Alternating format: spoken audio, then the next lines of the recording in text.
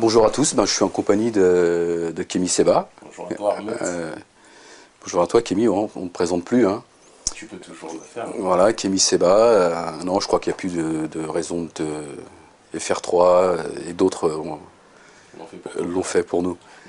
Voilà, moi je voulais te rencontrer un peu pour discuter un peu des municipales qui sont très proches. Et donc tu as appelé à l'abstention. Pas exactement. Pas tout à fait ça.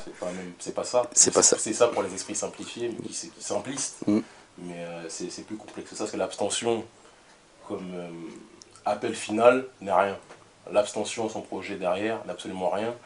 Et il est évident que, de toute façon on va avoir l'occasion d'en parler, que l'abstention est insérée dans un projet global qui a pour but, à mon sens, au sens d'un certain nombre de personnes, d'émanciper un certain nombre de frères et sœurs, mais même autres, des blancs, des arabes, des hindous, puisqu'il y a même des hindous qui viennent à mes meetings, ou des chinois, ou autres qui en ont marre d'être les otages d'un système, en ont marre d'être des gens qui servent de caution à un État ou à des oligarques qui par la suite les méprisent. Donc tu les appelles à ne pas voter.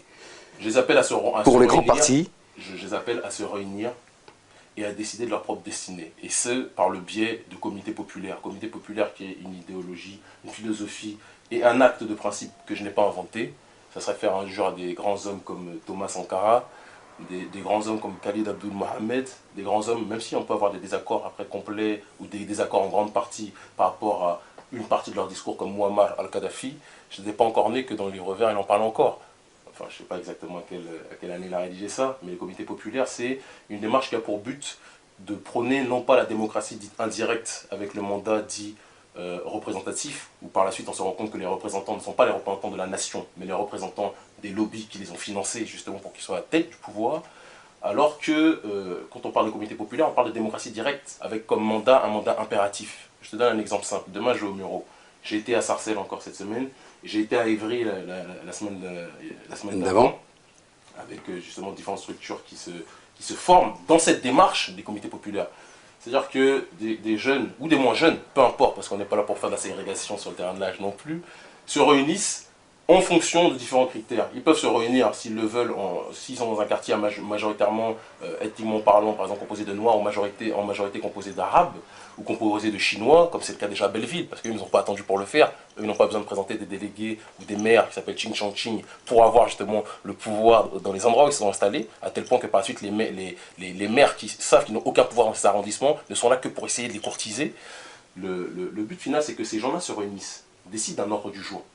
S'ils peuvent être 30, 40, 50, décident d'une politique à mener, mais une politique qui sera menée de manière indépendante vis-à-vis de ce qu'on va appeler la centrale de corruption, que moi je surnomme la mairie de la ville. Ils décident de l'axe politique sur lequel ils doivent plancher. Ils décident de la ligne de conduite pour leur quartier qu'ils auront. Ils peuvent par exemple se payer, comme c'est le cas, que ce soit vraiment l'exemple de Belleville, puisque j'ai fait mes meetings pendant 2 ans là-bas. Donc à la fin, j'ai fini par reconnaître un certain nombre de personnes qui tournaient beaucoup, souvent, autour de nos meetings ou avec lesquels on discutait à la fin. Ils ont une police particulière, ils ont une police qui s'occupe de leur communauté en tant que telle, entre guillemets. Ils ont, sur le terrain économique, un système qu'on appelle le système de tontine, que je n'ai pas inventé. Ou dans le comité populaire, chaque personne doit cotiser. Et la tontine est une arme qui permet d'évacuer le problème du riche ou du pauvre. Que tu sois riche ou pauvre, tu dois contribuer à donner une somme qui peut être minimale, qui peut être 20 €, on va dire, par mois. Vous donnez 20 € par mois. Et chaque mois, une personne du comité populaire prend toutes les sommes, prend la moitié de cette somme pour ses besoins personnels, pour l'aider à réaliser ses projets s'il est dans le besoin, et l'autre, il la met de côté dans la case de la tontine, qui sera additionnée grâce par la suite, puisque chaque mois, il va avoir un roulement, il y aura un grand tour, j'ai envie de dire, dans le cadre politique des choses, dans le cadre économique des choses. Chaque personne qui est dans le besoin pourra avoir une partie de la somme pour réaliser ses projets, les projets personnels, et le reste servira pour financer les projets collectifs du comité populaire et permettra de sortir de ce cadre des subventions qui sont rien d'autre en réalité qu'une logique de mendicité politique et qui est, j'ai envie de dire, en contradiction réelle avec le cadre d'indépendance dont veulent jouir une grande partie de frères et de sœurs et autres qui habitent dans les quartiers. Donc tu appelles finalement à créer un système en dehors du système qui est déjà existant. Je vais être clair. J'appelle les gens, qu'ils soient noirs, arabes ou blancs, à être indépendants. Je rencontre, entre la dernière fois qu'on s'est rencontrés, c'était à l'époque les infréquentables, enfin on s'est vu entre temps, mais oui, beaucoup de choses sont passées. et je loue, je remercie Dieu, quel que soit le nom que vous vouliez lui donner. Moi, les miens, on l'appelle Atona, tu peux l'appeler Allah, tu peux l'appeler, peu importe. Toujours est-il que je le remercie de m'avoir permis de porter mon message à un degré que je n'imaginais même pas. Aujourd'hui, il y a des gens, je rencontre chaque jour dans la rue, il ne se passe pas une journée sans qu'il n'y ait pas 4 ou 5 personnes. Les 3 quarts sont des gens que je n'ai jamais vus, même, qui ne viennent pas forcément au meeting. Qui te reconnaissent et qui s'arrêtent, qui parlent avec toi. Et qui nous remercient. Ils sont d'accord ou pas d'accord avec toi? Mais la plupart, c'est ça qui me surprend. C'est-à-dire qu'il y a une image des médias où on parle de nous 10 secondes, ils veulent nous faire passer pour les fous furieux, les néo-nazis noirs, les méchants, les racistes noirs. La dernière fois, il y a un arabe un maghrébin qui était avec une babtou, qui vient. J'étais en train de discuter avec un autre frère qui m'avait reconnu, c'était quand c'était avant-hier, et ils s'arrêtent juste et me disent « Salam alaikum, Kémy, je voulais juste te dire, je sais que tu dis que tu défends en priorité ta communauté, mais en défendant ta communauté, tu ne t'en rends peut-être pas compte, mais tu nous défends tous. Et je te remercie pour ce que tu fais. Parce que très peu ont le courage de faire et de dire ce que tu dis. Ça m'a touché. Quand je rentre le soir, j'en parle toujours à ma femme, je raconte toujours les rencontres que l'on fait. Et ça me touche de voir que là où au départ certains se sont insérés dans le regard dit médiatique à notre sujet, ils se sont rendus compte par la suite, au gré de nos actions aussi, quotidiennement menées, et je veux dire, la place elle est libre, puisque très peu de gens sont dans une optique d'être dans l'action. Beaucoup sont dans l'optique de palabrer, mais très peu sont dans le cadre, dans le référentiel, dans le paradigme de l'action. Et le simple fait qu'ils nous voient prendre la défense, non pas simplement, parce que quand on dit panafricain, quand on dit communautariste noir, je suis pour le regroupement de chaque communauté, moi je suis quelqu'un de croyant. Et il y a dans les hymnes, à un moment donné, d'un ancêtre à moi, Akuna Tona, qui disait que chaque peuple a été créé avec une couleur, et avec cette couleur, il y avait un message qui était derrière. Et le simple fait que chaque peuple puisse s'organiser, puisse revendiquer son identité avec fierté, plutôt que d'être les larbins de la société, comme le voudraient les lobbies antiracistes, entre guillemets, qui soi-disant voulaient tous nous mélanger. Moi, je n'empêche pas le métissage naturel, c'est pas ce qui me dérange. Ce qui me dérange, c'est que chaque individu, poussé par le lobby qui veut que chacun d'entre nous perd sa culture, quand on voit des Arabes, qu'on voit des Noirs avec des crêtes et qui disent « moi je suis fier d'être français », je suis désolé de te dire, tu ne peux pas te dire anticolonialiste si tu es noir, si tu es arabe, si tu es chinois ou autre, et te revendiquer fier d'être français. Des gens sont morts dans le FLN, Ahmed, pour que l'Algérie puisse être indépendante. Et les fils d'Algériens ne sont pas, ou les fils de Camerounais, où Niobé est mort pour l'indépendance du Cameroun.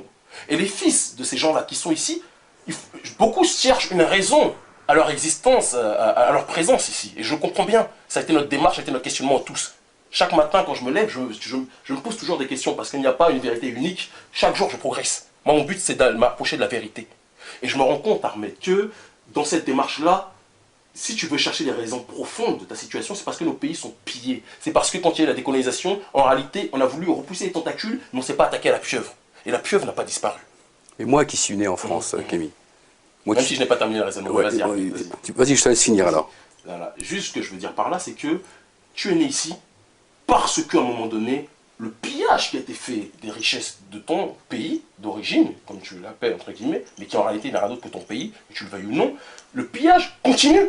Et c'est par la force des choses, à un moment donné, que nous sommes venus ici. Et c'est pas parce que nous sommes tous ici par la force des choses qu'on doit nier le fait qu'on est en France, qu'on doit insulter. La question n'est pas d'insulter la France. Ça n'a d'ailleurs jamais été ma démarche, contrairement à la caricature qu'ont voulu donner les médias, même si ça n'a pas marché auprès de la rue. Et c'est ça le plus important pour moi. Mais je dis juste que, aujourd'hui, on est un regroupement, on est dans un cadre d'addition d'identité. Pas un cadre d'addition d'identité pour crier comme Thuram, il postillonne quand il y a la caméra pour chanter la Marseillaise. Non, c'est pas ça. C'est pas ça. On est ici parce qu'on a un destin commun. La France est une terre de révolution. Sauf que la dernière révolution qui a eu lieu n'a servi en réalité qu'à une oligarchie qui est encore aujourd'hui à la tête de cet État. Et je ne vais pas la citer parce que je veux pas que la vidéo soit censurée. Mais on se comprend quand on dit ça. Et de la même façon, aujourd'hui, toutes nos identités, que vous soyez africain, que vous soyez noir, que vous soyez arabe, que vous soyez chinois ou autre, ou blanc, nous sommes tous ici pour un destin commun qui est la libération des peuples. La libération de chaque entité. La libération, entre guillemets, de chaque communauté. Chaque diaspora ici, et même les Français de souche qui sont ici, ou les Européens de manière générale qui sont ici, on est tous, j'ai envie de dire, opprimés par une même pieuvre, par un même ennemi, qui reçoit ses ordres de la Knesset, c'est pas méchant ce que je dis, mais c'est une réalité, et qui même, cet ennemi tue même étouffe même des juifs authentiques qui ne veulent pas de ce régime qui n'a rien justement de spirituel, mais qui n'est rien d'autre que politique, qui est le nouveau régime nazi en tant que tel. On le voit ici.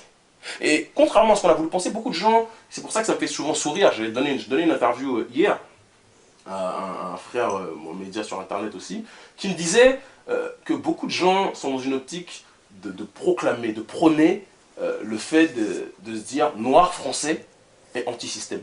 Le simple fait que tu dises que tu es noir, que tu es français, dans un pays qui, auparavant, a colonisé les tiens, s'est battu pour que les tiens, à un moment donné, soient libres. Le simple fait que tu revendiques français, c'est un contresens complet et c'est une injure à ceux qui sont morts pour leur nation, qui sont morts pour que tu sois libre, pour que tu ne sois plus un indigène, pour que je ne sois plus un indigène ou que je ne sois pas un esclave.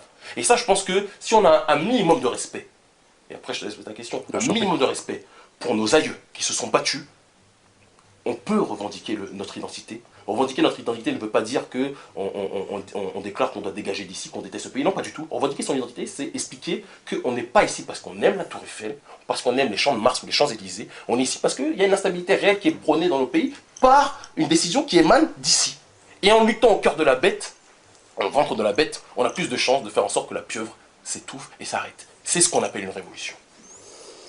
Enfin, moi qui suis français, je me considère en français d'origine algérienne. L'Algérie et la France a une histoire assez particulière. Mais en même temps, moi, forcément, si je suis né en France, c'est parce qu'il y a un historique. Mes parents sont venus ici après 62. Il y a toute une histoire. Mais moi, je veux dire, l'époque de mes parents, c'est l'époque de mes parents. Mon époque, c'est la mienne. Je renie absolument pas mes origines algériennes. Je suis né à l'Algérie, j'y suis allé, j'y retourne. J'ai pas de souci. Mais mon souci à moi, c'est la France. Je suis né ici, l'histoire, elle n'est pas figée, l'histoire à l'avance.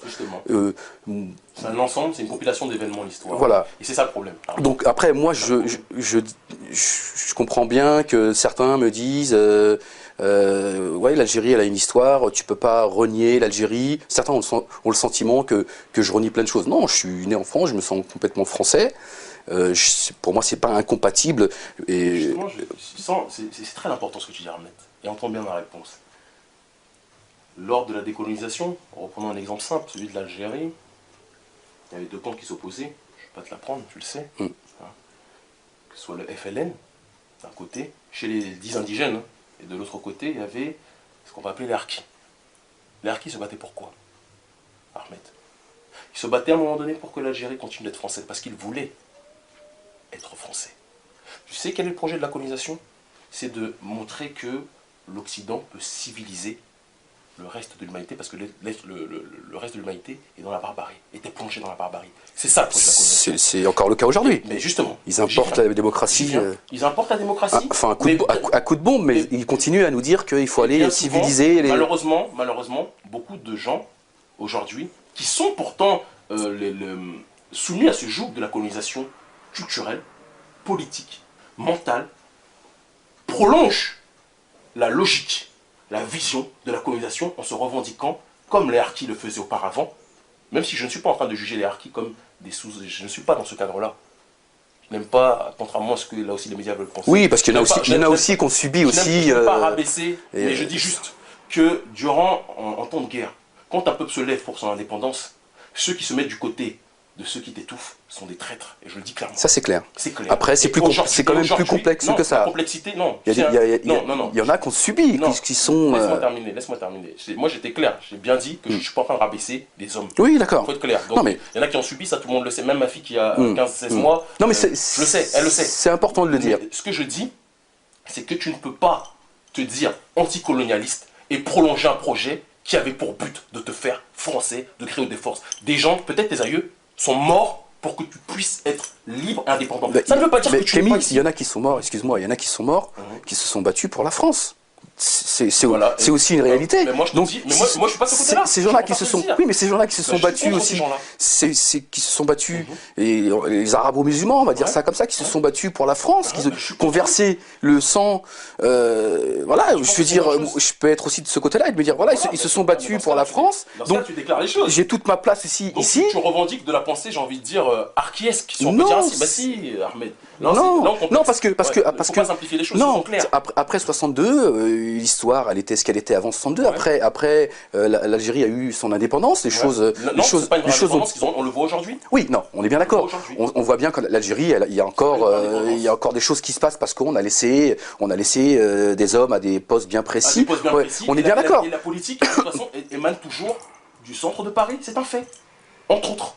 Je pense qu'il faut évacuer cette naïveté. Mais ça me fait plaisir que tu dises une chose importante, ça me réjouit, ça me réchauffe le cœur. Là au moins on parle carte sur table, c'est-à-dire que tu te revendiques de ceux qui sont battus pour la France. Pas moi, Ahmed. Oui. Voilà, c'est la différence entre Non, mais il n'y a pas de souci après. Et je pense, et je laisse après les gens juger en fonction, mais tu sais, je me lève chaque matin en ayant pour optique de laisser une trace, un résidu de dignité pour tous les gens, quelle que soit leur couleur, mais qui veulent d'un monde meilleur, un monde où chaque peuple pourra décider sa propre destinée.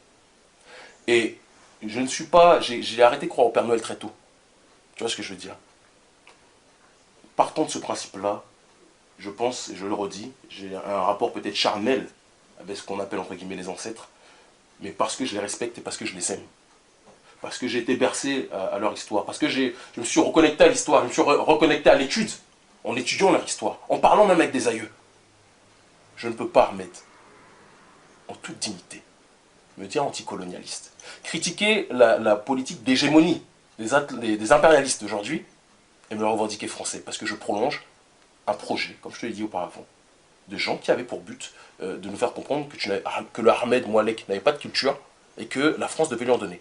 Et même si tu es quelqu'un, je pense, tu as un esprit, tu es quelqu'un intelligent, tu es quelqu'un qui lutte contre le système à ta façon, après, je veux dire, ça obtient les résultats que ça doit obtenir, là n'est pas la question.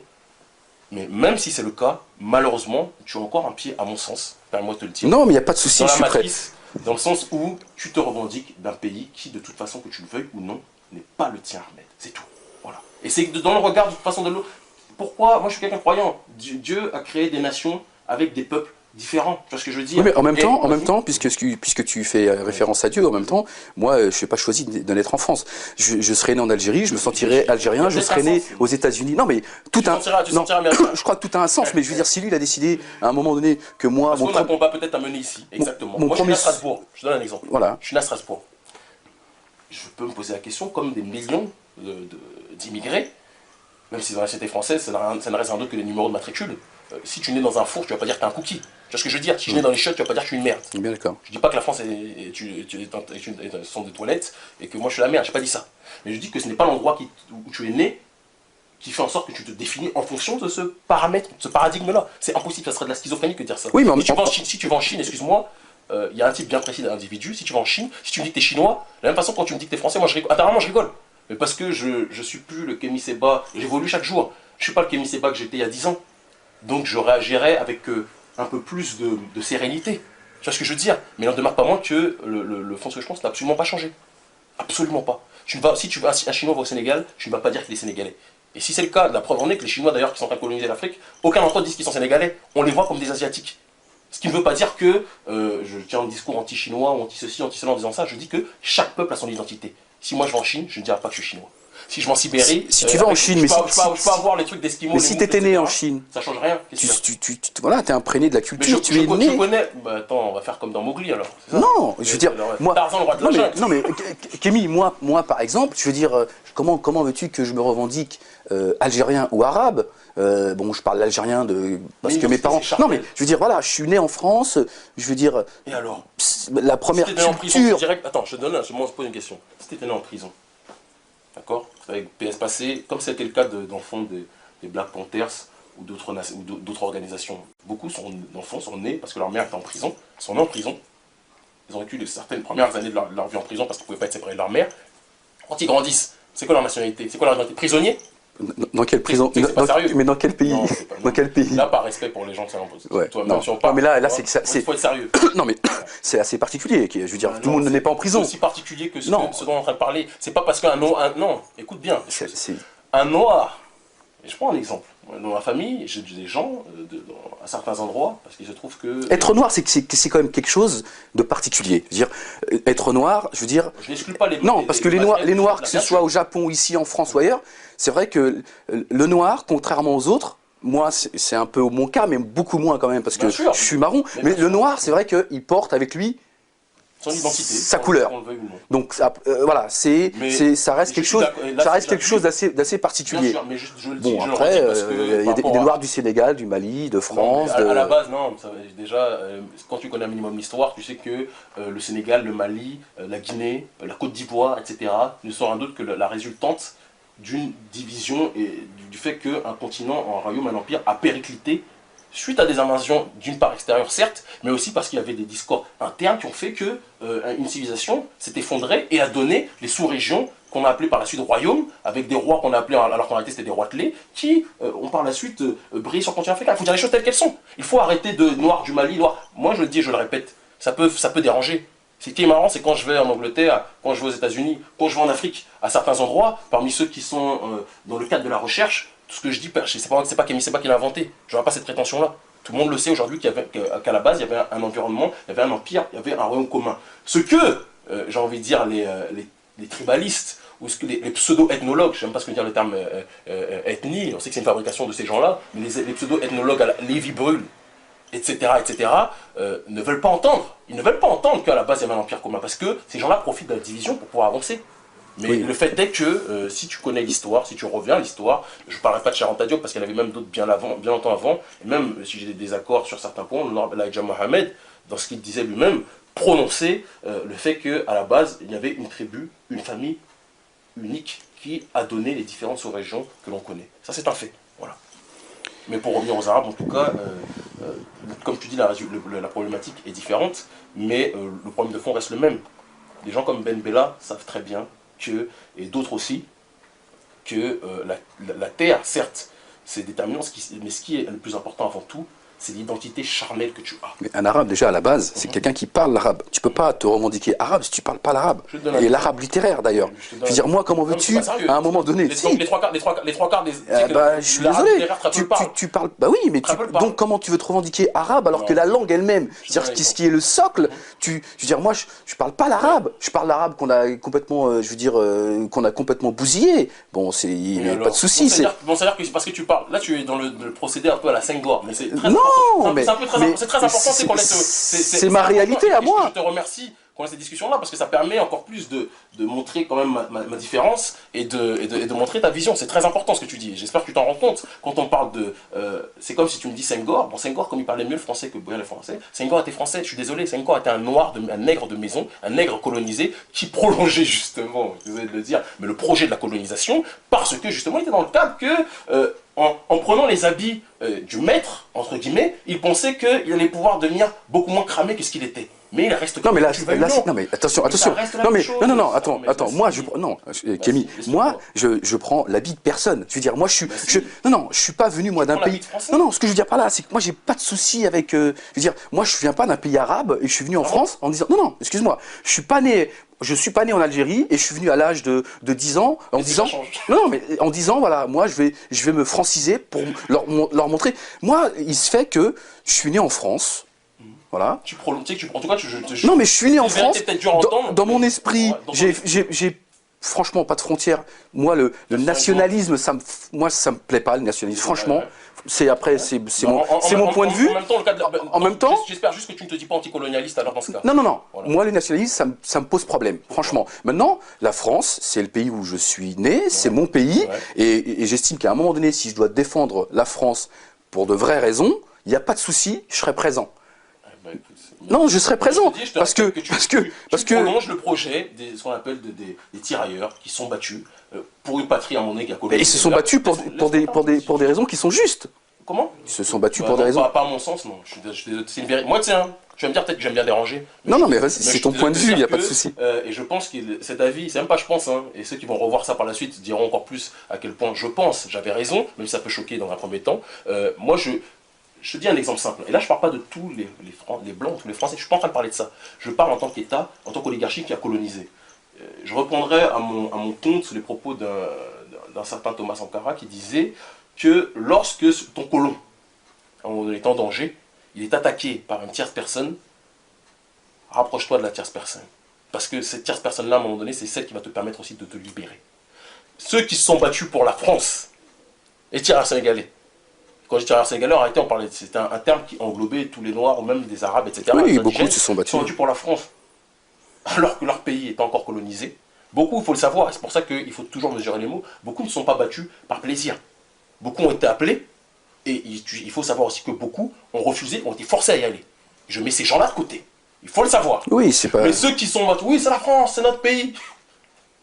On pille ton pays, on viole les tiens, on vole tes biens, et à nos enfants, là, faut être sérieux un minimum. Et je pense que si tu te regardes dans une classe, après avoir analysé de fond en comble, et c'est ça aussi le problème, et je le reconnais, beaucoup de gens sont dans la surface au lieu d'être dans les profondeurs, justement, des raisonnements historiques. Et c'est ça qui pose le décalage et qui fait que même quand ils croient combattre le système, en réalité, sont des jouets du système. Et c'est ce qui fait qu'ils ne seront jamais, ou très rarement, ou un petit peu inquiétés. Des gens, j'entends des rappeurs, je ne citerai pas, qui disent « français parce que colonisé ». Mais non, mon pote. Tu peux pas te dire français parce qu'on a colonisé. Tiens, c'est stupide de dire ça. Sauf qu'il y en a qui sont morts pour la décolonisation, pour que justement, tu n'aies pas à te dire français. Et si tu es ici, c'est pour prolonger le combat de ceux qui se sont battus pour que ta nation soit libre. C'est pour ça qu'on parle du terme diaspora. Tu m'as dit quelque chose de très important tout à l'heure. Marcus Garvey, tu parlais du fait que tu ne parles pas l'arabe, donc tu n'es pas arabe. Jusqu'à preuve du contraire, Marcus Garvey ne parlait pas le yoruba. Mais Marcus Garvey est à la base à un moment donné du panafricanisme. Il y a des gens comme Moïse Tchombé qui parlaient la langue de leur ethnie, puisque Lévi-Brul aime bien le terme ethnie. À Rome, on fait comme les Romains, en Israël, on fait comme les Israéliens. Donc, comme disait Lévi-Brul, Tchombé parlait la langue de son ethnie, mais jusqu'à preuve de contraire, quel est celui qui était le plus africain, le plus fier de ses racines, entre Marcus Garvey, qui ne parlait pas le lingala, et des mecs comme Moïse Tchombé? C'est cette question qu'il faut se poser. À ton avis, qu'est-ce que j'ai d'arabe, moi?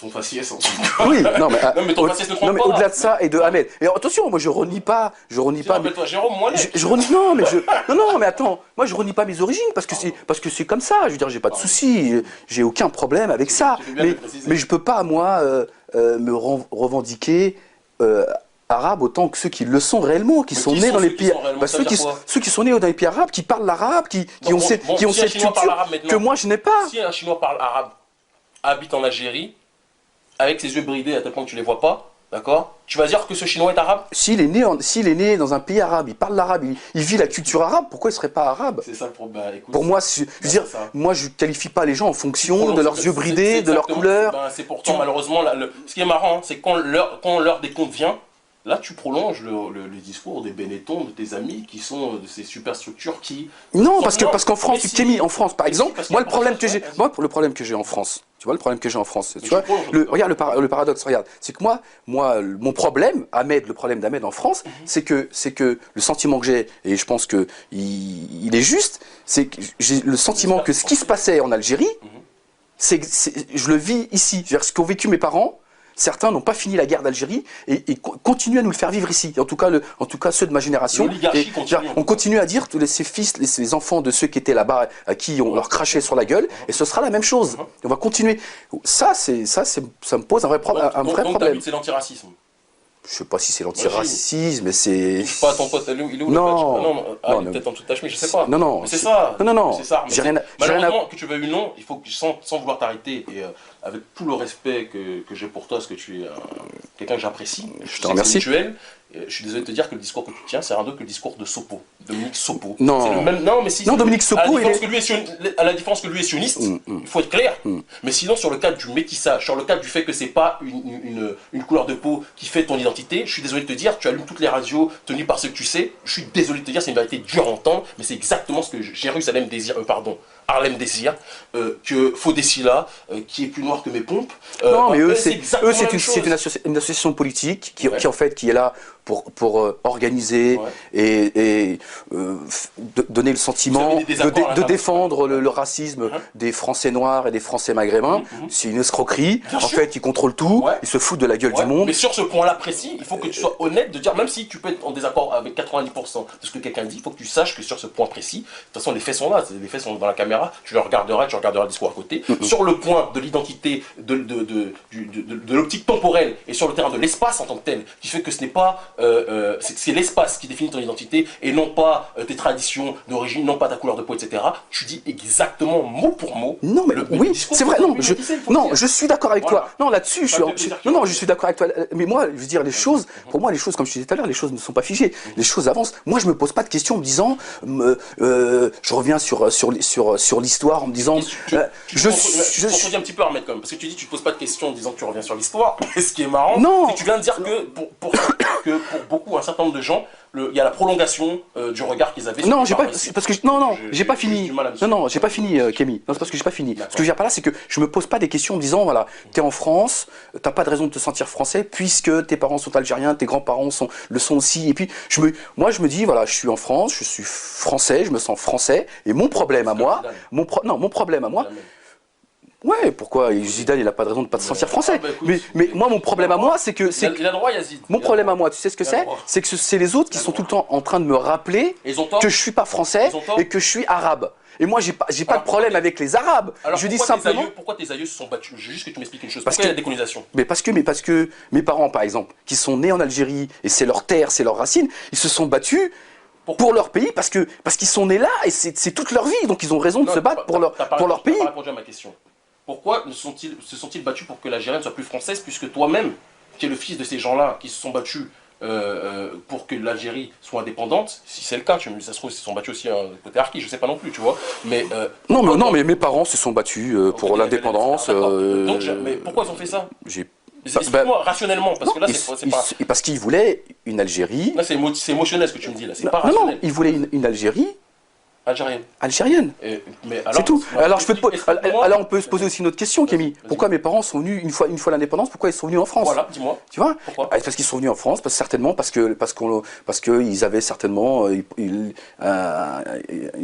vision de la France, là où ils vont pouvoir... Bon, ils sont venus aussi parce qu'il y avait du boulot ici, c'était assez compliqué là-bas. Bon, je suis désolé de te dire que là, on parle au nom de tout, on peut parler de tous les immigrés.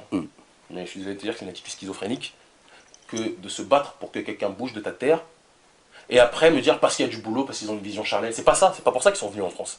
Si je puis me permettre, en tout cas, je parle d'autres parents d'immigrés, je ne vais pas te faire offense. Non, mais il n'y a pas de souci, pas de problème. Mais ils sont venus parce qu'ils se sont rendus compte que leur pays était déstabilisé et que les richesses continuaient à être prises. Donc ils ont suivi une réalité économique. Exactement, mais ils ne sont pas venus ici parce qu'ils aimaient la Tour Eiffel. Mais ça c'est le... Oui, non mais attends, mais contrairement à mes parents par exemple, d'accord? Contrairement à mes parents, l'histoire de mes parents c'est une partie de mon histoire. Mais mon père il est venu ici parce qu'il y a une réalité économique, il y a plein de choses, c'est pour ça qu'ils sont venus en France. Moi je suis né en France, c'est différent. Je veux dire, je veux pas me battre... à la mer, tu seras un poisson? Non, mais ça n'a rien à voir. Je veux dire, je suis pas né moi en Algérie et j'ai pas les mêmes... Tu as besoin d'être né en Algérie pour être, comment dirais-je, algérien alors? Bah, bien sûr. D'accord. Okay. Enfin, en tout cas, pour mon point de vue, je veux dire, c'est ça. Je veux dire, donc c'est bien ce que... Donc en fait, l'histoire en marche. Alors, on va poser la question dans l'autre sens, Kémy. Qu'est-ce qui ferait que je me sentirais algérien aujourd'hui? Pour quelle raison je devrais me sentir algérien? Mon frère. C'est des gènes, mon frère. C'est ton faciès, mon frère. C'est la culture. C'est le sang versé à un moment donné par tes aïeux. C'est parce que j'ai un grand respect pour le FLN. C'est parce que j'ai un grand respect. Mais ça n'empêche pas. Non, mais ça n'empêche pas d'avoir un respect pour eux. Non. Il faut pas dire tout. On peut pas dire tout non plus. Tu peux pas dire que tu as un grand respect pour le FLN alors que tu es en train de faire ce contre quoi le FLN s'est élevé. Je peux te dire. Mais bien sûr que si. Ils se sont élevés parce que l'Algérie était colonisée, Kémy. Ils décidaient de leur destinée, mais tu prolonges cette colonisation. Tu es dans le cadre de l'assimilation là, en disant que. Parce que moi, contrairement à eux, je suis né en France et je me sens français parce que je suis né là. Tu comprends? Pourquoi je veux me sentir? Je veux dire, moi, ma vie, c'est pas là-bas. C'est la France. C'est ici. Comme les harkis, mais je suis content de l'entendre. Non. Mais si. Mais non, mais parce que pour moi. Mais c'est important que tu dises. Et je pense que. Parce que pour moi, la France n'appartient. Quand tu vas re-regarder et tu vas réentendre ce que tu vas dire, ce que tu viens de dire. Après un certain temps. Tu peux couper, non, je plaisante. Non, je plaisante. Je plaisante. Par rapport à la réflexion, c'est très important parce que je pense que c'est peut-être pas quelque chose que nous autres immigrés, on a l'habitude de se dire. On ne pose pas la problématique en se disant je dis que je suis français, mais comment je peux me dire français alors que mes aïeux sont battus par la décolonisation? De la même façon, on peut prendre même le prolongement par rapport aux Caraïbes. Comment peut-on se dire français alors que les nôtres sont battus pour ne plus être esclaves et sont battus pour défendre une identité précise? Ils ne sont pas battus parce qu'ils disaient I have a dream d'être français. Ça voudrait dire que donc les valeurs pour lesquelles les colons sont venus étaient légitimes parce qu'ils voulaient faire de nous des Français, parce qu'ils savaient que ils pensaient que sans leur identité, nous n'étions rien. Ça, c'est très important et c'est thérapeutique ce qu'on est en train de faire. Parce qu'on est en train de se poser une question déterminante qui peut froisser des gens, mais je te dis une chose, tu sais, beaucoup de gens qui viennent me voir aujourd'hui sont des gens qui hier disaient que j'étais fou, et aujourd'hui ils disent que je suis quasiment, probablement l'une des rares voix, si ce n'est la seule, pour beaucoup, avec de l'autre côté Dieudo dans un autre ordre d'idée, mais même Dieudo, bon, il fait ses spectacles, moi je fais pas de spectacle, d'accord, ou alors mon spectacle c'est la prison, je sais pas, qui dit les choses telles qu'elles sont. Et ce que je dis aujourd'hui peut choquer, mais demain beaucoup de gens penseront que j'étais extrêmement proche de la vérité. Et cela ne veut pas dire que je suis anti-français, cela ne veut pas dire que j'en veux à tous les... C'est pas tous les Français, parce que les Français eux-mêmes étaient colonisés par une oligarchie qui est aujourd'hui à la tête de ce pays, et qui fait que les Français même dits de souche, les Blancs, les Européens, les Portugais, je sais pas quoi, sont eux-mêmes des serfs. Exactement comme durant la révolution 1789, ils ont pris les armes pour d'autres. Tu vois ce que je veux dire? C'était les tirailleurs blancs. Ben là, t'es un tirailleur. Alors finalement, voilà. finalement, pour revenir un peu à cette abstention à laquelle tu appelles moi, j'appelle à la formation des comités populaires. Comités populaires qui passent par le fait de ne plus voter pour justement éviter de légitimer le système. Alors, concrètement, déjà. Oui, non, mais concrètement, on imagine que, d'accord, je suis le projet de Kémy. Je ne veux pas voter ni pour la droite, ni pour la gauche, ni pour... Si tu peux, hein, mais alors, le résultat. Non, mais alors ça veut dire concrètement, je fais quoi? Je vote pas du tout ou je vote pour quoi? Pour Kémy, pour un parti politique? Moi, une question que je me pose, et cette question est la réponse en réalité à la question que tu te poses. Pourquoi tu... C'est-à-dire que tu as tellement été éduqué par ce système politique qui est corrompu jusqu'à la moelle, à te dire que si tu ne votes pas, tu crèves.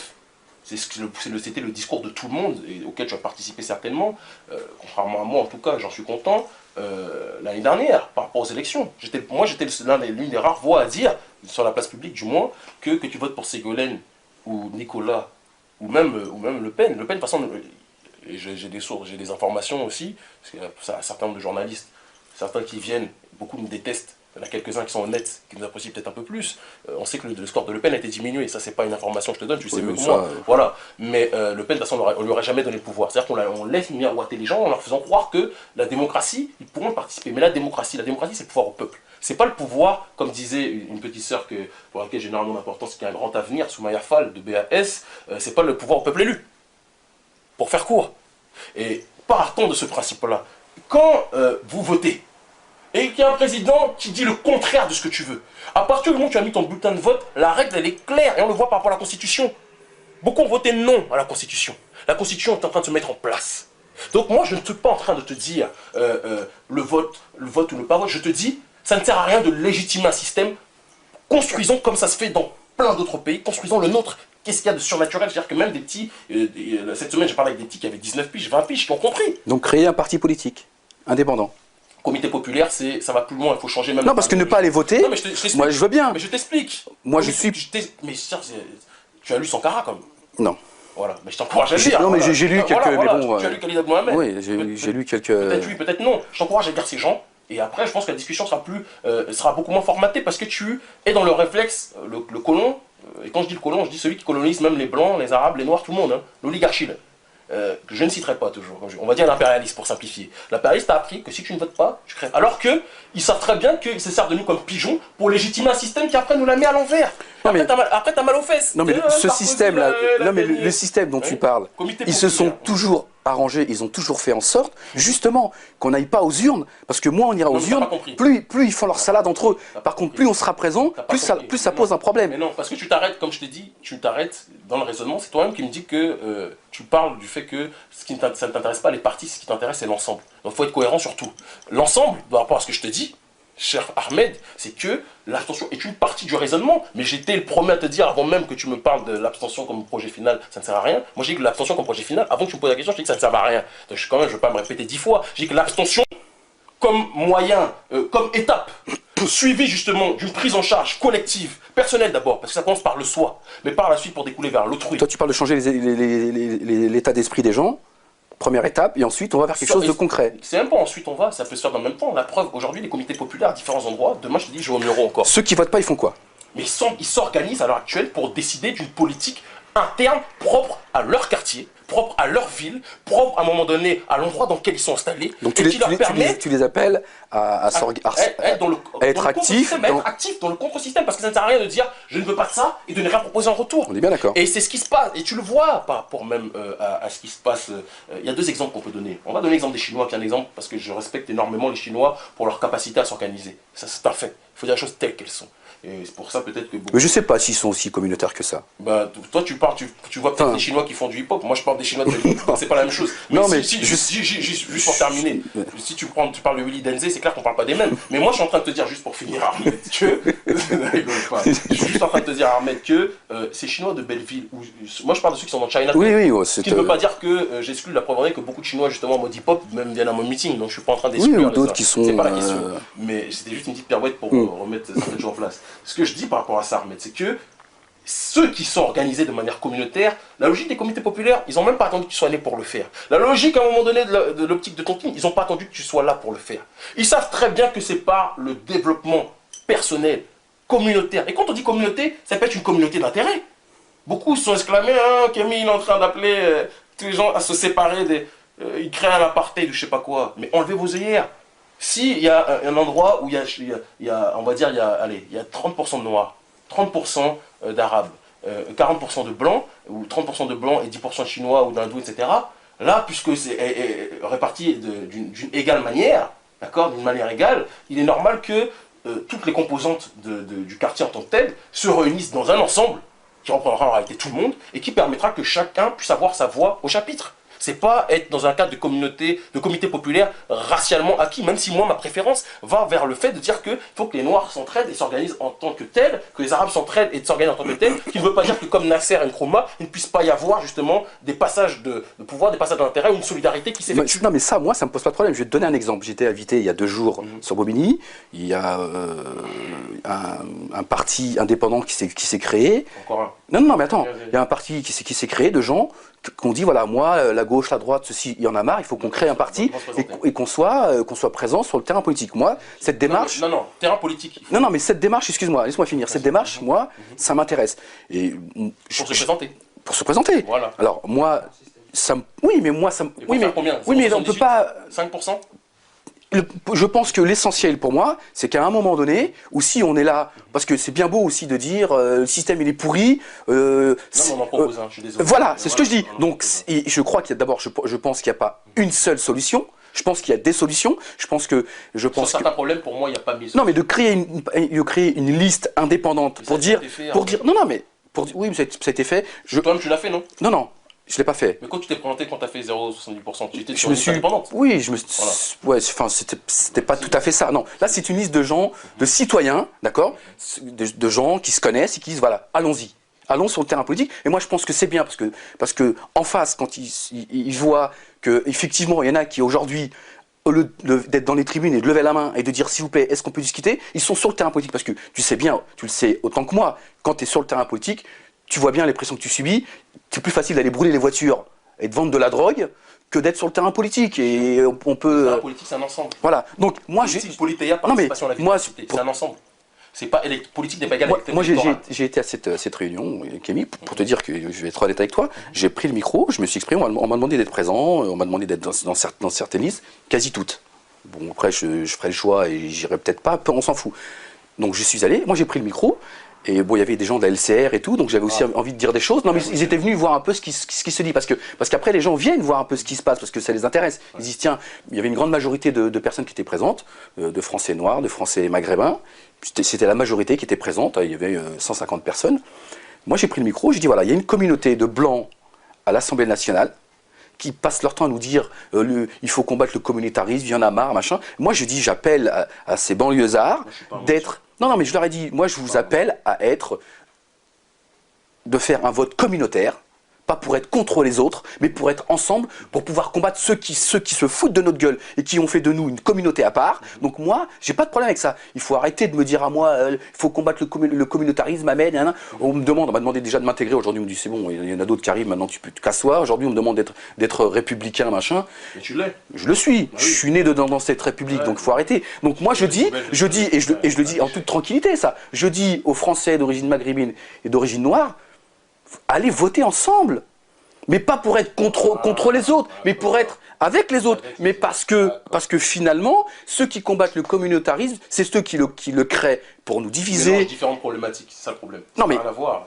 Ça n'a rien à voir, je suis en train de couper. Ça n'a strictement rien à voir que du fait que tu me parles dans l'Assemblée nationale, donc il y a une majorité de blancs. Oui, il y a une majorité c'est une réalité. Oui, d'hommes, les femmes sont très minoritaires. De mendicité pour dire que on vote contre vous parce qu'on veut être avec vous. Comme l'autre qui disait, je brûlais la France, je cracherai sur la France jusqu'à ce qu'elle m'aime. Mais moi, je suis pas je suis pas une victime. Non, mais je veux pas être avec eux. Je veux être à ma place. Et ta place, c'est quoi? C'est-à-dire qu'ils soient... Au bout du raisonnement, c'est quoi? Ma place, c'est... C'est avec eux. Oui, non, mais moi, ça me pose pas de problème. Moi, ça me pose pas de problème d'être avec eux. Le problème, c'est qu'eux, ça leur pose un problème d'être avec moi. Mais moi, j'ai pas de problème. C'est comme le chien qui vient japper. Non, mais non. Le maître te met un coup, et tu reviens parce que tu veux être avec eux. Et tu vas utiliser différents stratagèmes te croyant pertinents politiquement pour justement être à ses côtés. Mais moi, je te dis que je ne suis pas un chien et qu'il n'est pas mon maître. Non, mais moi non plus. Et quand je parle de lui, je ne parle pas de lui en tant que blanc. Parce qu'il y a des blancs eux-mêmes qui se font mettre des coups et qui se font traiter comme des chiens par cet oligarque-là. Il y a des Arabes qui se font mettre des coups, plus des Noirs, qui se font mettre des coups, et d'autres par ces gens-là. Et je dis que la meilleure des leçons, et on le voit pendant les émeutes, moi j'étais à Villers-le-Bel. Tu vois ce que je veux dire? Entre autres. J'étais à différents endroits durant les émeutes. Et moi je sais que le centre de la mairie, il ne se situe pas à la mairie en tant que tel, mais il se situe là où se passe l'action. Il se situe là où il y a un cadre d'indépendance. Je ne suis pas en train d'appeler à l'insurrection ou d'appeler aux émeutes. J'ai déjà assez de procès comme ça. Mais je dis simplement que quelle que soit une couleur de peau, s'organiser de manière autonome, de créer un système dans le système. Bizarrement, tu ne t'es jamais posé la question de savoir pourquoi les Chinois ou les Asiatiques qui sont installés en France, je ne les vois jamais dans un cadre de lutte, ou très rarement, dans un cadre de lutte pour l'intégration. Tu t'es jamais posé la question de savoir pourquoi?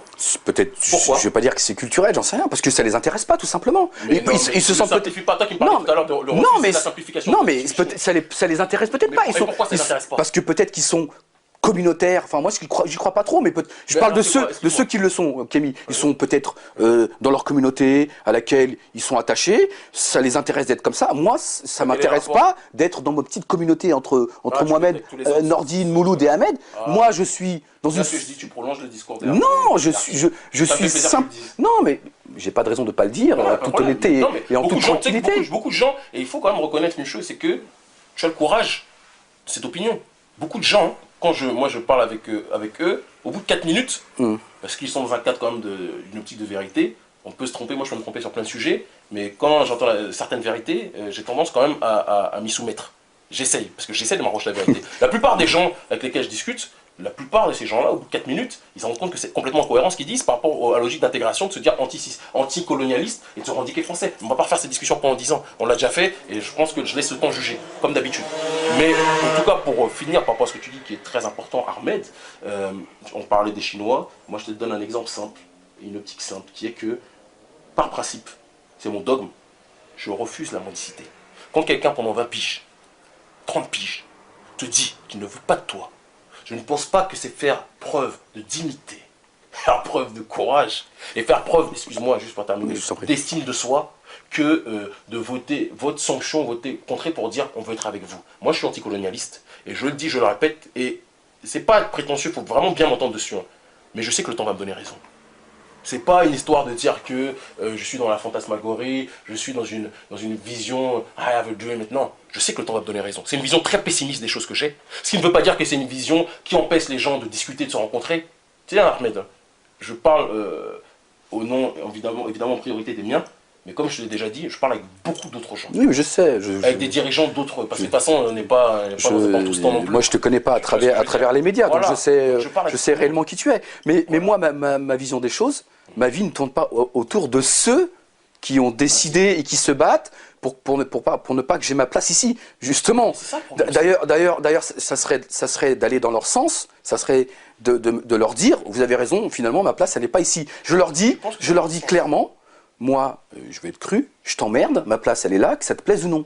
Je n'ai pas à vivre par opposition, je n'ai pas à vivre en fonction de ce que toi tu penses. Parabole. Non, mais parabole mais non. Non, qui apporte de l'eau. Lui il me dit, t'es pas français, Ahmed, tu n'es pas ici, tu n'es pas à ta place. Non, que tu ne sois pas à ta place, c'est une connerie. Mais dire que tu n'es pas français, c'est une évidence. Mais juste pour terminer. En tout cas, moi, je vois pas un Jérôme. Je sais pas quoi, mais bon, je peux me tromper. Mais juste pour terminer. Quand un homme bat sa femme pendant 10 ans, comme Pocrin, Stéphane Pocrin, par exemple. C'est pas bien. J'exagère, mais non, mais c'est pas bien. Non, mais je plaisante. Le moraliste, le moraliste qui donnait la leçon à tout le monde, lui, goum sa femme. Hein, le porte-parole de l'intégrationnisme, justement. Il n'est pas le seul, apparemment. Ouais, c'est bien ça le problème. Il y en a beaucoup d'autres. Et c'est bien ça le problème.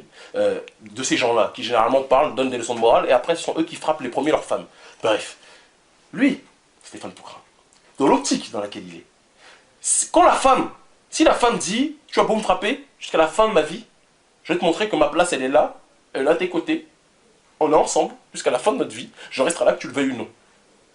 Entre cette personne-là qui dit que juste si elle doit mourir pour rester, pour montrer que justement sa place elle est aux côtés du gars. Et la femme qui dit, toi tu me frappes, moi je suis pas une bouffonne, je suis pas une cruche, tu me frappes, tu vas montrer que tu m'aimes pas. Ça veut pas dire que je vais peut-être quitter l'appartement, je vais faire une procédure pour savoir qu'est-ce qui va gagner l'appartement d'une part, ou alors, mieux encore, je vais partir, je vais me débrouiller parce que je vais te montrer que je suis quelqu'un sans toi.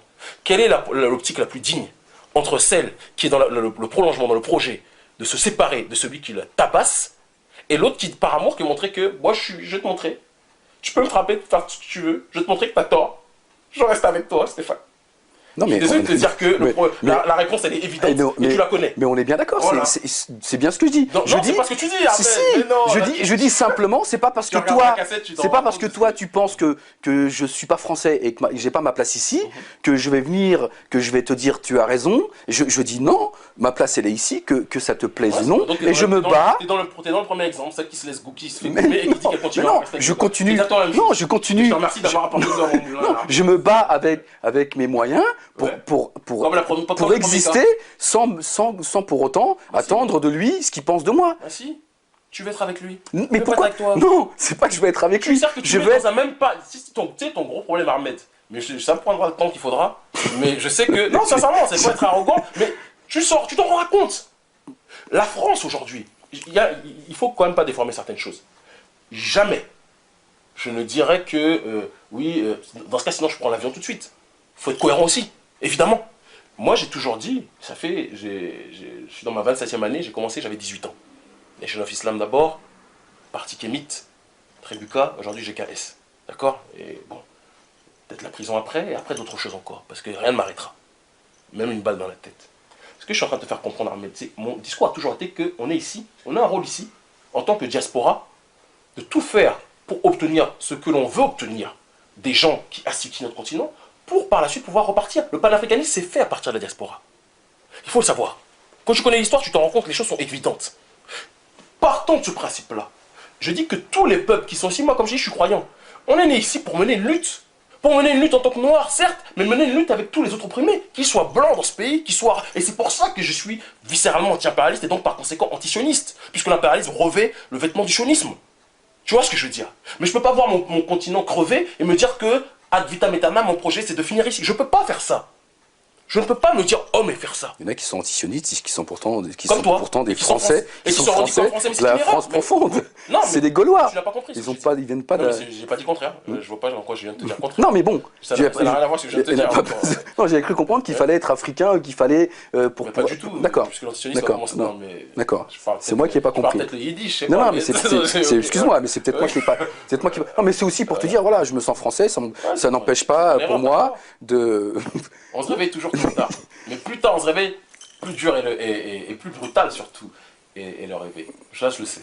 Alors, est-ce que tu peux nous parler un peu de... J'ai entendu, j'ai lu et entendu qu'il y avait un procès... Je te remercie de... je t'en prie, mais dans quelques jours. Dans quelques jours, c'est ça. Et pourquoi J'ai 2 procès. Pourquoi? C'est simple, parce que justement, pour corroborer ce que je dis depuis le début, il se trouve que, apparemment, le discours que je tiens, qui est dans le cadre d'émanciper chaque être humain, qu'il soit noir, arabe ou blanc, dérange un certain nombre de personnes, en haut de l'État. Ces gens-là, généralement, quand tu cries, tu dis que tu es contre le système et que le système ne calcule pas, c'est peut-être la preuve que justement, tu arranges le système. Voilà. On me colle un procès pour reconstitution de ligue dissoute, alors que l'organisation qui est GKS, déjà à la base Tribuca n'était pas une ligue, puisqu'on n'a jamais été arrêté pour des coups. C'est-à-dire que Francisque des Orfèvres a fait une enquête, elle a vu que Rudy Rosier, il n'y avait pas aucun coup, aucune violence, aucun propos antisémite qui a été tenu. Et pourtant, je veux dire, il y avait... Pourtant, dans les médias, chaque fois qu'on entend parler de la Tribuca, ouais, c'est antisémite, mais parce que ça leur arrange de coller des étiquettes. De la même façon que le frère Khalid Abdul Mohamed, Sankara Lumumba, Lumumba à l'époque était considéré comme un anti-occidental, un anti-blanc. Parce qu'à mourir de rire, quand on connaît l'histoire de Lumumba, à mourir de rire. Mais c'était comme ça, donc il n'y a pas de surprise. Tous ceux qui sont anti-système seront taxés de racistes. C'est pas toi que je veux le dire. Ou de fascistes, etc.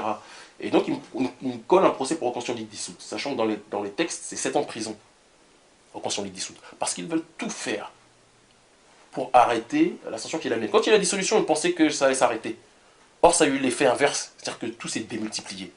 J'ai eu une audience, et je ne remercierai jamais Dieu assez, Thomas, c'est comme ça que je l'appelle, mais quel que soit le nom qu'on va lui donner, je ne remercierai jamais assez Dieu pour m'avoir permis d'avoir l'audience que j'ai aujourd'hui.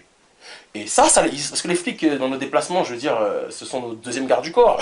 On est souvent, la plupart du temps, on est surveillés quand même.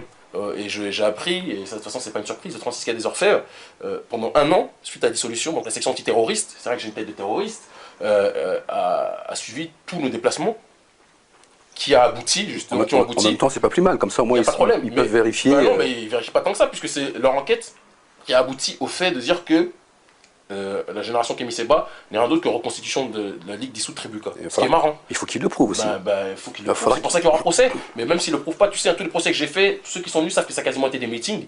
Et qu'à chaque fois, les procureurs sionistes se sont souvent fait humilier. C'est pas moi qui le dis. J'ai pas envie de mettre en difficulté certains policiers, mais certains membres des renseignements généraux, eux-mêmes ont dit que, justement par rapport à ça, c'est vrai que c'était des démonstrations à chacun des procès que je faisais. Généralement, les gens tu vas finir par convertir la police. En tout cas, si je m'appuie sur certains policiers avec lesquels on a discuté, c'est chaud que je te dirai pas tout ce qu'ils m'ont dit. Parce que je veux pas qu'ils perdent leur boulot. Mais bon, bref, voilà. Et donc, je vais dire la vérité. Mais c'est pas parce que je dis la vérité qu'on va être acquitté. Parce que et ça aussi, c'est peut-être pour ceux qui croient encore au Père Noël, les compteurs de vérité, les diseurs de vérité ne sont pas forcément ceux qui sont protégés par la loi. La loi protège ceux qui dirigent le système en tant que tel. Voilà. Et donc ils veulent me mettre 7 ans de prison, ou peut-être moins, je ne sais pas, mais ils veulent me mettre en prison pendant un certain temps. Et ce qui est marrant, c'est que 2 jours après, le 19 février, ils me collent un autre procès. C'est-à-dire que vraiment, pour ceux qui doutent du fait qu'ils veulent me mettre à l'ombre, ils me collent un deuxième procès, l'appel. J'ai été condamné en première instance à 1 mois pour avoir dit, chose que je revendique d'ailleurs, que les officines telles que l'OMS, le FMI, et toutes ces organisations non gouvernementales sont tenues par les impérialistes qui imposent à l'Afrique une condition de vie tellement excrémentielle qu'à côté, l'horrible, l'infâme camp de concentration d'Auschwitz peut paraître comme un paradis sur Terre. Je ne suis pas en train de dire que Auschwitz est un paradis sur Terre, jamais je ne peux pas dire ça, mais je dis que même cet infâme camp de concentration, comparé à la situation extrémentielle que subit le continent due à ces micro-organisations qui sont en réalité pilotées par ceux que tu connais, d'accord, ben ça fait que c'est l'enfer le plus total. Et j'avais été condamné en première instance, chose extraordinaire déjà, pour délit de presse, pour délit d'opinion, à 1 mois ferme. Même les gens d'e-télévision et d'autres chaînes ont dit que c'était abusé. Et tout le monde le sait. Quelles sont les dates alors, puisqu'on me dit qu'on arrive à la fin? 19 et 21 février. Donc 21 février, juste pour finir là-dessus, les caricatures de Mohamed, moi c'est pas mon prophète, hein, mais je suis allé protester contre le fait qu'on puisse caricaturer des gens parce que je ne trouve pas normal qu'il y ait une religion ou une pensée politique surtout. On a le droit de ne pas on n'a pas le droit de la critiquer, mais tous les autres on a le droit de leur marcher dessus, de leur chier dessus. Moi ça commence à me casser les pieds. Voilà. Et les caricatures pour l'appel Mohamed, l'appel pour la caricature de Mohamed, ça a été fait 1 an après. C'était ce mois-ci, c'était l'année dernière, j'étais encore en prison quand ça a été fait. Moi, c'est 3 mois après. Peut-être qu'il y a une célérité due au fait qu'ils sont pressés de me voir. Tu as été privilégié, on a mis ton dossier en dessus. Parce qu'ils nous aiment bien. Tu vas pas te plaindre. Ils nous aiment bien derrière les barreaux, voilà, exactement. Bon, en tout cas, merci à toi, Kémy. C'est moi qui te remercie, Ahmed. Et je pense que c'était une discussion vraiment constructive. Oui, je crois que c'est... Et j'aimerais en tout cas que le plus de personnes possible, dans le temps et dans l'espace, le regardent.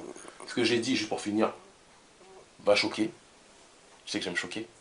Et je sais que généralement, après le choc, vient la constatation de faits évidents que je donne. Voilà, c'est tout. Donc, ceux qui vont s'indigner, ceux qui vont se sentir menacés, qui vont gérer dans un premier temps, j'ai l'habitude, enfin, ils ne le font jamais face à moi, hein, mais j'ai l'habitude. Mais je sais qu'après le temps de l'insurrection, il y aura le temps de la réflexion. Ils se rendront compte que je défends chaque individu doté de raison, qu'il soit noir, arabe, blanc, jaune, même martien, s'il y a des martiens. Oui, mais l'essentiel, enfin, pour moi, l'essentiel, c'est d'échanger, de combattre les idées, mais pas les hommes. Kémy, il a le droit de voir les choses comme il les voit. Ahmed, il a le droit de voir les choses comme il les voit. Et je crois que, comme tu disais tout à l'heure, quand on est un minimum sincère, moi, j'ai pas de problème à m'excuser quand je me trompe ou de me remettre en question. Mais quand j'ai le sentiment d'être dans le vrai, même si je me trompe, j'ai le droit. On ne condamne pas quelqu'un qui se trompe quand il est sincère. Exactement. Mais si demain, je me rendais compte que j'étais dans le faux, ça me pose aucun problème de me remettre en question. Mais je sais, c'est pour ça que je suis avec toi. Donc aujourd'hui, je sais que tu vas changer d'avis et que tu te rends compte. Pour l'instant, j'ai toujours ma carte d'identité française, je la garde au chaud. J'ai mon numéro de matricule pendant 2 mois, mais ça faisait pas de moi un prisonnier à vie. Voilà, juste pour finir dessus. Alors il y a Kémy Séba qui vous dit on peut être anti-système sans se revendiquer. Ne votez pas, ne vote pas ou tu crèves. Non, non. Comment on dit les choses? C'est un peu à l'image, c'est un petit peu à l'image de l'article. Comment est-ce qu'on dit? Juste pour terminer, c'est un petit peu à l'image de l'article où tu as essayé de cafouiller un petit peu les choses. Alors les gens avaient bien compris, hein. Des petits avaient compris, d'autres plus âgés ont compris aussi. Même sur les ogres, j'ai appris que même des blancs ont quasiment dit la même chose que moi. Donc comme quoi, c'est pas si communautariste que ça. Non, je dis simplement que ça ne sert à rien de légitimer, de donner ta voix pour légitimer le système, parce que même si tu choisis un candidat, si ce candidat n'est pas élu, et ce candidat ne sera de toute façon pas élu, parce que le candidat anti-système ne sera jamais élu par des gens qui ont créé un système pour nous asservir, et je dis que par conséquent, retire ton vote, comme ça tu seras légitime pour pouvoir critiquer ce système par la suite, et pendant ce temps, tu contribues à créer le tien, comme ça se fait partout dans le monde, à différents endroits, et je pense que c'est ça le plus important. Moi je veux la libération de l'être humain, noir, arabe ou blanc. La libération ne passe pas par le fait d'être à l'intérieur de la matrice, de déclarer le pouvoir au peuple avec une carte d'électeur. Et d'ailleurs, c'était le discours de Joey Star, je suis pas Joey Star. Non, mais d'ailleurs, si on était dans une vraie démocratie, je pense que le vote blanc, il serait comptabilisé, parce que, exactement. Je veux dire, je dis n'importe quoi, s'il y avait 20% ou 30% de vote blanc, ça devrait remettre en cause, bon, ça c'est pas comme ça, donc ça veut bien dire que il y a un vrai souci. Peut-être sous toi, je sais pas. Bah écoute, merci à toi, bon courage pour tes 2 jugements. Merci mon frère, même si je sais pertinemment que la décision est déjà donnée d'avance, mais je suis né pour me battre, je suis né pour dire la vérité, donc je la dirai jusqu'au bout de ma vie. Merci à toi et puis à très bientôt. Merci Armand.